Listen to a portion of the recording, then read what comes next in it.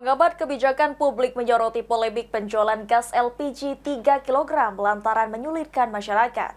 Pemerintah diharapkan dapat jemput bola dalam membantu pengecer untuk menjadi sub pangkalan.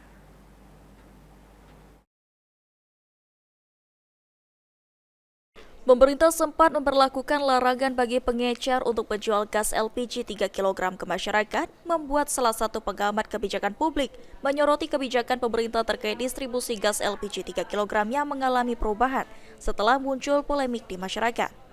Permana mengungkapkan bahwa tujuan awal kebijakan tersebut sebenarnya baik, meskipun implementasinya menimbulkan masalah di lapangan. Namun, larangan tersebut justru menyulitkan masyarakat dalam mendapatkan gas LPG 3 kg. Karena selama ini banyak yang lebih mudah membelinya dari pengecer dibandingkan ke pangkalan resmi. Permana menyarankan agar pemerintah provinsi maupun kabupaten kota, terutama PTSP dan Dinas Perdagangan, membantu pengecer agar bisa menjadi sub pangkalan resmi dengan memiliki nomor induk berusaha atau NIB. Ke depan untuk menertibkan kebijakan ini agar tepat sasaran, satu, bahwa sub pangkalan ini didata dengan mempunyai NIB, dibantu melibatkan kelurahan, karena kelurahan tahu titik-titik penjual pengecer itu oleh PTSP, oleh Dinas Perdagangan, satu.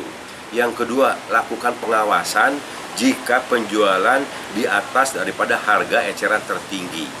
Bila perlu, kalau sudah menjual harga eceran tertinggi, seperti di Tulung Selapan sana misalkan bisa menjadi 50.000, itu perlu dipertanyakan. Bila perlu dicabut nanti NIB-nya, dicabut sub pangkalannya, izin yang diberikan dari pemerintah. Ini salah satu solusinya. Nah, dengan demikian maka masyarakat paling tidak mendapatkan kemudahan. Permana juga menyoroti permasalahan distribusi gas LPG 3 kg di daerah terpencil seperti di Sumatera Selatan, agar pemerintah selalu memonitoring harga yang dijual sub pangkalan agar tidak melebihi head yang telah ditentukan. Lutfi Pal TV.